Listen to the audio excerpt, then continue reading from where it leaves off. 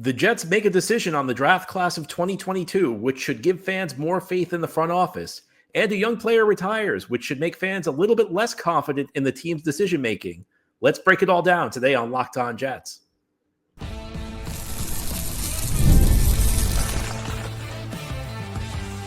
You are Locked On Jets, your daily New York Jets podcast. Part of the Locked On Podcast Network, your team every day. Welcome. This is indeed the Locked On Jets podcast, part of the Locked On Podcast Network, your team every day. It is Thursday, May 1st, 2025, and I'm your host, John B. from GangGreenNation.com. Thank you so much for making the show your first listener, first watch every day. A big shout out to you, everydayers. This is a daily podcast covering the New York Jets with new episodes through the week, each day, Monday through Friday. And today's episode is brought to you by the Amazon Fire TV Stick 4K.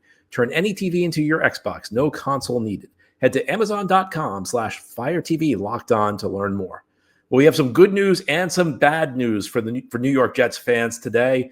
Which should we start with? Usually you start with the bad news, but I'm going to begin on a positive note. We're going to talk the good news. The Jets made a big decision yesterday on the contract status of three players they drafted in the first round in 2022. Of course, you may remember back in 2022, the Jets had 3 first-round picks, and they decided to pick up the fifth-year option on all 3 players. The Jets drafted Sauce Gardner 4th overall back in 2022. That was their own pick.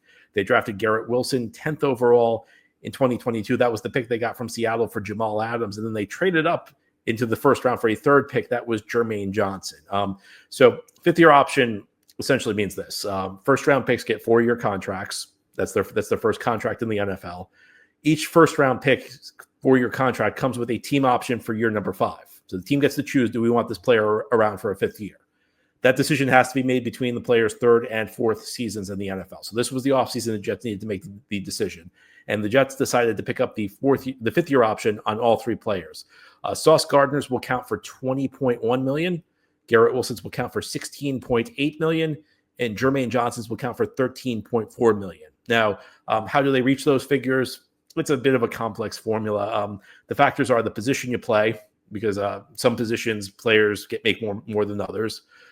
Another factor is the amount of snaps you played, and the third factor is the number of Pro Bowls you made. So that's why Sauce Gardner counts more than Garrett Wilson, and Garrett Wilson counts more than Jermaine Johnson. I think that all 3 of these moves make sense. The first 2 were really no-brainers. Sauce Gardner and Garrett Wilson were absolutely like slam dunk decisions. In fact, I think that this move, picking up the 5th-year option, is really just a placeholder for a longer-term contract, because both Gardner and Wilson are now eligible for long-term contract extensions. After a player finishes his third season in the NFL, he becomes eligible to sign a long-term contract. I think this is a little bit of insurance, because if the Jets had declined these options, Garrett Wilson and Sauce Gardner would be entering the final year of their rookie contract. So now these guys have 2 years before they hit free agency, gives the Jets a little bit more leverage. In the NFL, the great players rarely hit free agency, and one of the big reasons is teams try and work out contracts before they hit free agency. And if you're Garrett Wilson and Sauce Gardner, you're 2 years away from hitting the open market. You know that an injury could alter your career. So Jets offer you big money. You're probably going to take it. This just gives the Jets, we probably should stop using the word leverage at this point, because it's been so beaten into the ground, but type of move that probably gives the Jets a little bit more leverage as they try and negotiate extensions with Garrett Wilson and Sauce Gardner. Jermaine Johnson's the interesting one, because he's coming off, of course, a torn Achilles tendon, which cost him most of the 2024 season. It was just about the caliber of play. This would really be a no-brainer, because Jermaine Johnson's been a very good player for the Jets. But now he's coming off a pretty serious injury, that torn Achilles. Question, can he bounce back? And, I could have seen it going either way for the Jets on this one. Because one thing to know is that the 5th-year option is fully guaranteed. So, those figures I gave you, $20.1 million for Sauce Gardner, $16.8 for Garrett Wilson, $13.4 million for Jermaine Johnson. Those are figures for 2026. Every single penny of that's guaranteed.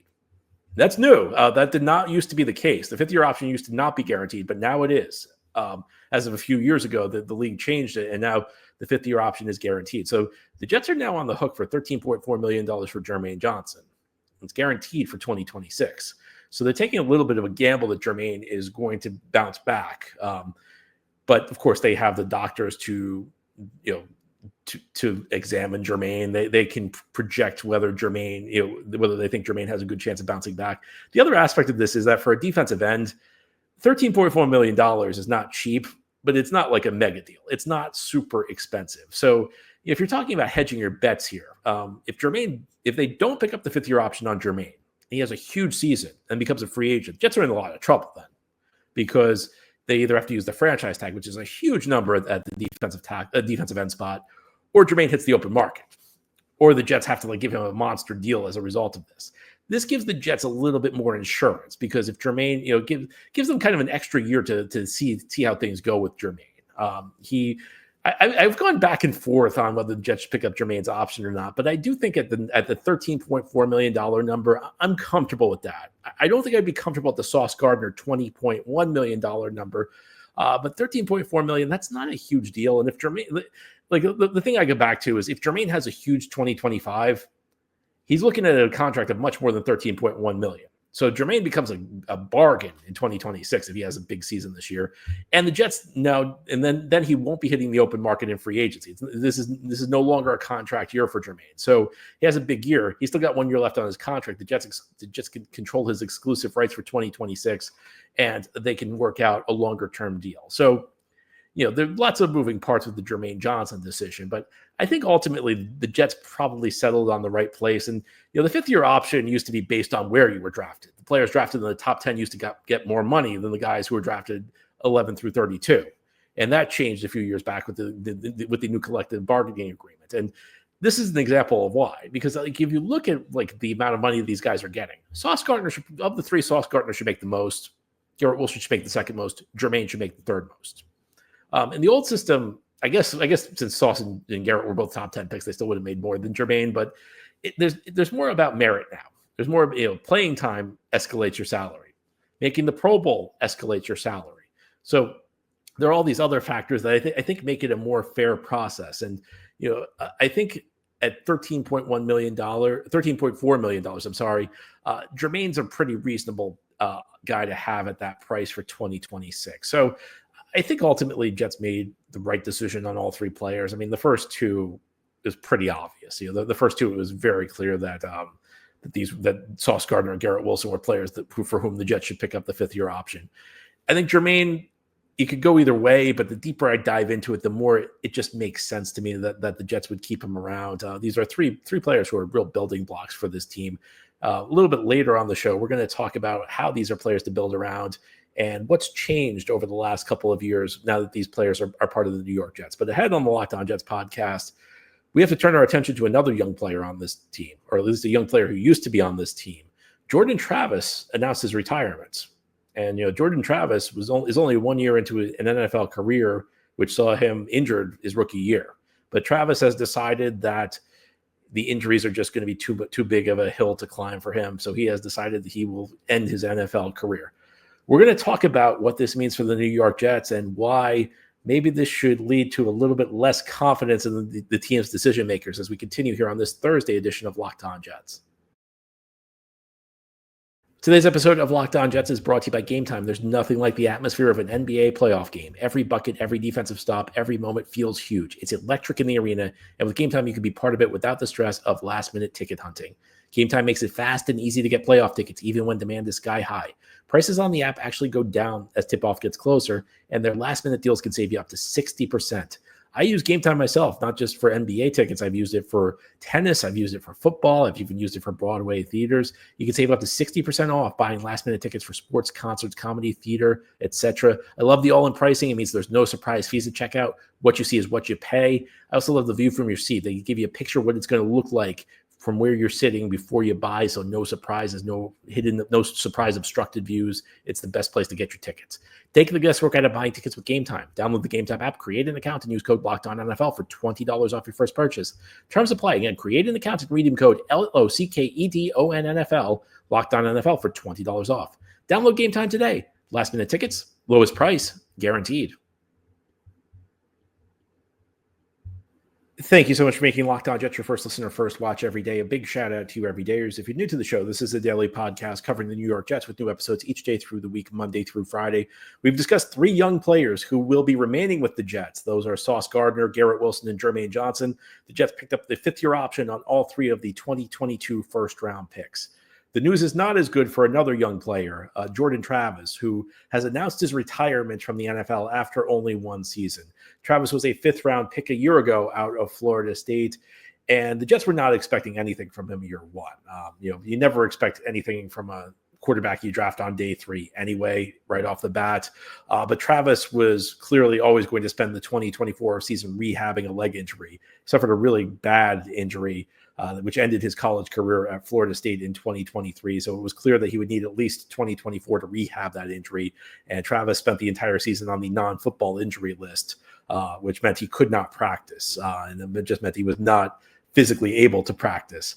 Unfortunately, the leg injury has not improved to the point where Travis feels he can continue his career, and he announced his retirement on Wednesday. Now, I think that my first thought is just sadness for Jordan Travis. This is a kid whose dream has ended for reasons that are not his fault. You always hate when a player's career ends because of injury. It's really difficult thing to watch. And had Travis not suffered the injury, at the very least, he probably would have had a couple of years in the NFL, as at least as a backup. And he's not going to get the opportunity to do that. Very difficult thing to see, really a random, a fluke thing, an ugly injury that he suffered. You wish him the best going forward.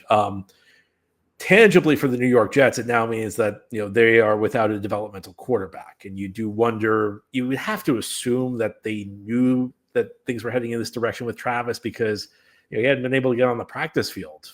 He hadn't, the injury was still an issue. He was still, kind of behind the curve rehabbing. So, you may wonder if the Jets would have picked another developmental quarterback last weekend in the NFL draft. But I get the feeling that they knew it. There was just no quarterback they liked when they were picking, because it's not like this Travis thing came out of the blue. He missed all of last year, and they've had a chance to work with him. So I think they probably had a sense that this was coming. The bigger issue that I see is I think Darren Wuji needs to bring in the medical team, anybody who's still around the organization who signed off on this pick. It's easy to Monday morning quarterback. And look, I am not a doctor, but what I do know is that for a player like Jordan Travis, who's coming off a serious injury, you only draft him if the medical team signs off on it. Medical team investigates the injury. Medical team gets a look at a player, and their job is to offer an opinion as to how likely it is the player is going to successfully recover from an injury. Will he recover enough to be able to play? And if he is able to recover enough to be able to play, will his play reach? Will he recover fully? Will his play reach what it was before the injury? And it's clear that something went wrong there, because this was an injury that ended his career, and the Jets medical staff signed off on it. And I'm sure that I don't know the specifics of who's still here, but who left when the front office changed. But I would have to imagine there's still people on that medical team there, and I think we need answers for what happened there. Because the Jets essentially wasted a day 3 pick. And I know a day 3 pick doesn't matter that much. I know you can dismiss the significance of it, but it's an asset.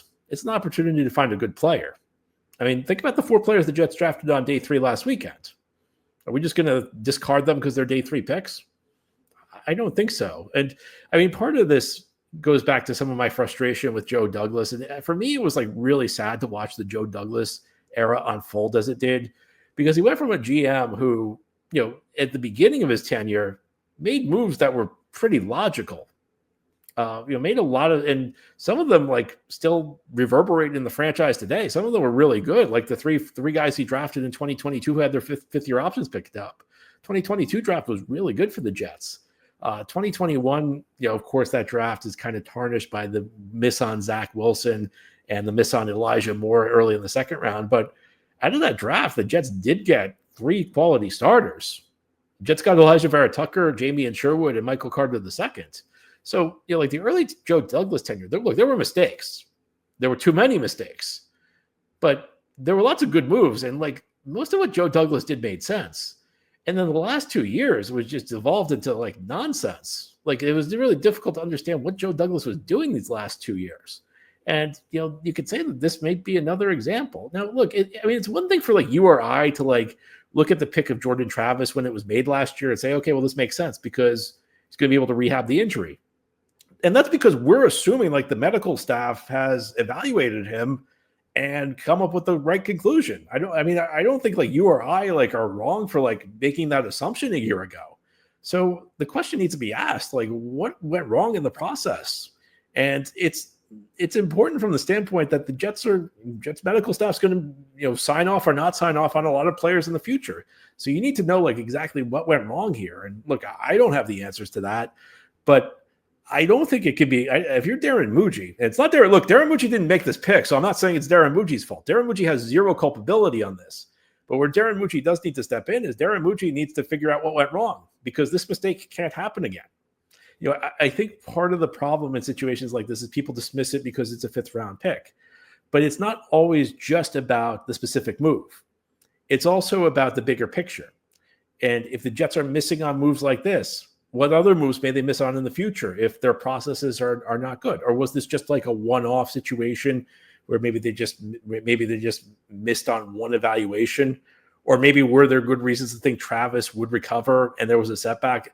I don't have the answer for that. I don't think I'll be able to get you the answer to that in a week, in a month. I'm not sure I'll ever have the answer to that. But the Jets need to get to the bottom of this because this was one that's on the medical staff. The medical staff needs, when a player is coming off a serious injury, it is 100% on the medical staff to make sure that they make the right call, because these picks don't come around. You don't get that many picks, and it's difficult enough to hit on a player when you've got all this stuff down, when you've got all the information correct. When you don't have the information correct, it's a huge problem.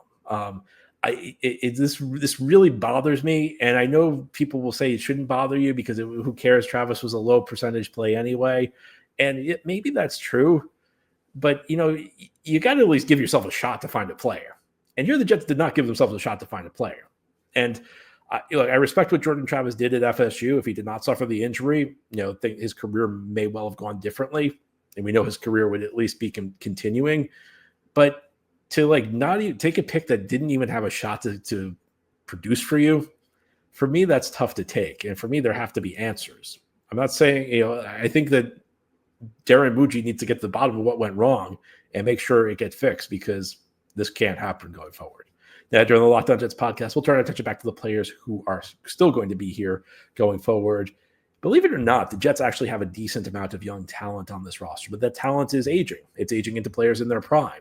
And these are the players the Jets will build around going forward. It's a bit of a course change, and it will change the way the Jets build their roster. I'll explain how it will change as we continue here on this Thursday edition of Locked On Jets.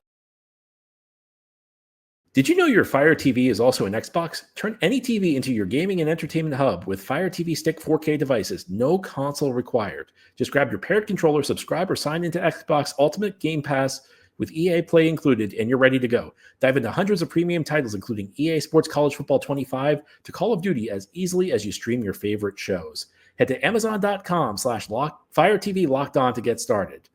Xbox Game Pass Ultimate subscription and compatible controller required. Available on select devices, including Fire TV Stick 4K 2nd generation, Fire TV Stick 4K Max 1st and 2nd generation, and Fire TV Cube 3rd generation. This is the Locked On Jets podcast on this Thursday, a pretty eventful last day of April for the New York Jets as they decided to pick up the 5th-year options on 3 of their first-round picks in 2022. And Jordan Travis decided to retire after 1 season in the NFL as he tried to rehab an injury. Unfortunately, that injury will end his career. I was thinking a lot about the young talent on this roster yesterday because it was so prevalent in the news. And it got me to thinking about where the New York Jets currently stand as a football team. And I think that there's something that kind of gets lost with this team because of how bad they've been over the last decade and a half. This has obviously been a very difficult time to be a Jets fan.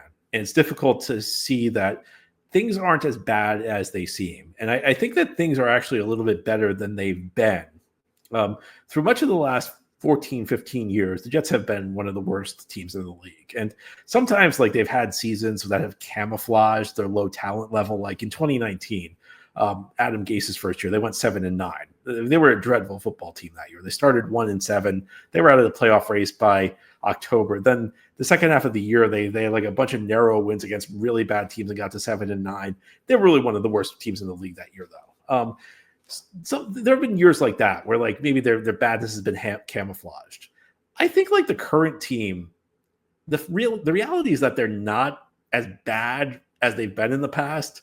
And I think that's actually a little bit camouflaged right now. And part of it's because of how disappointing last year was. If you were looking if you're looking through this 14-year playoff drought and you were trying to pick out which season individually was the most disappointing, I think last year's would probably win that competition because the Jets were talking Super Bowl heading into the season. Aaron Rodgers was healthy after, suffering that injury the first game of 2023, and the Jets went out and won 5 games. So it's easy to be very down on this team.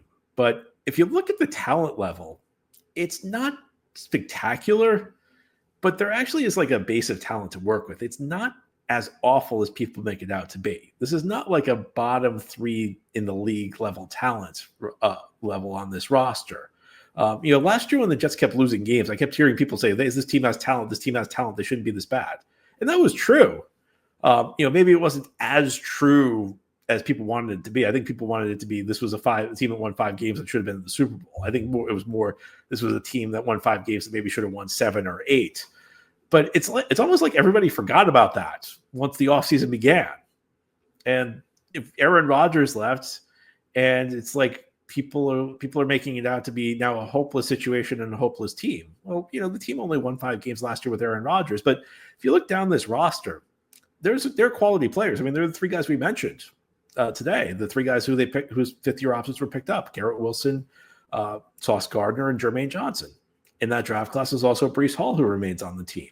Again, we talked a little bit earlier about the 2021 class, which did include Zach Wilson and did include Elijah Moore, 2 picks that did not pan out, but also included Elijah Vera Tucker and Jamian Sherwood and Michael Carter II. And these are the types of players who become the core of your team. And the Jets have not had a core like this in a long time. Now, unfortunately, after 2022, the Jets kind of stopped building around that core.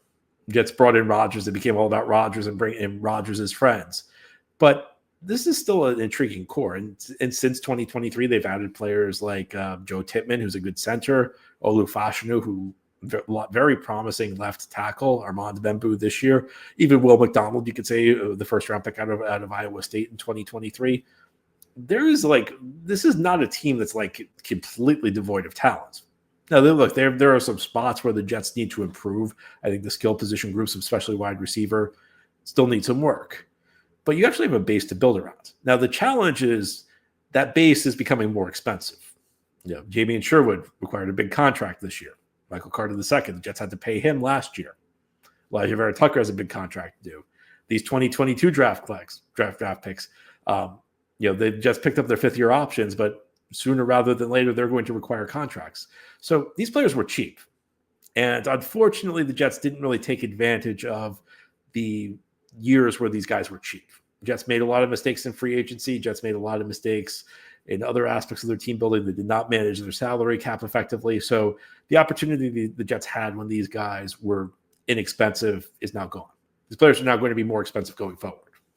A lot of them will remain on the team. Jets just signed Sherwood. Jets just extended Carter a year ago. The other guys are going to get contracts. So there's going to be less money to sign free agents going forward. I mean, I gave you the numbers in 2026, just the 5th-year options alone. Sauce Gardner is going to cost $20.1 million. Garrett Wilson is going to cost $16.8 million. Jermaine's going to cost $13.4 million. Those are big raises for these guys, and numbers are only going to get higher once they get contract extensions. So what this means is that the Jets are really going to need to focus on the draft going forward, because they're not the big money is going to go to these players, these homegrown talents who are on their second contracts, and that's the way it should be. By the way, I mean that's part of the reason the Jets have had so much trouble building a team is that they haven't been able to give enough of their young players second contracts. So they've had to go out into the free agent market, which is a very inefficient way to build your team because you're bidding against 31 other teams for players and prices get inflated. And that's not even speak of the way these players, maybe are going away from a system or in a locker room where they succeeded, coming to a different locker room. It's always a bit of a gamble when you do that. So what this means is Jets have the core to build around. Now what they have to do is they have to fill in around that core. And less are they going to be able to fill in around that core in free agency. Maybe that's a good thing because Jets have not been very good at free agency. And more it's going to have to be through the draft. And that's going to mean stockpiling picks. It's going to mean valuing your picks. I mean, I don't think it's an accident that Darren Muji maneuvered this offseason in free agency to allow the Jets to end up with multiple extra draft picks next year through the compensatory pick process, because the Jets are in line to get multiple extra draft picks in 2026. And that's important because when your key players are cheap, you can spend money in free agency. When your key players are expensive, you got to find inexpensive players through the draft. And the Jets, it's very quiet, and you haven't seen the results yet, but the Jets have quietly built a pretty decent core. Now the question is, can they finally fill in the pieces around these guys and get this thing taking off? That's all for today's episode. This has been the Locked On Jets podcast, part of the Locked On Podcast Network. Your team every day is our motto. As always, if you enjoyed the show, hit the subscribe button where you're watching or listening so that you'll never miss an episode. If you enjoyed the show and are listening on a podcast source, please give it a 5-star review. And if you're watching on YouTube and enjoyed the show, give this episode a big thumbs up. Helps us out, helps other Jets fans find the podcast. Enjoy your Thursday, everybody. We'll be back tomorrow to talk more Jets.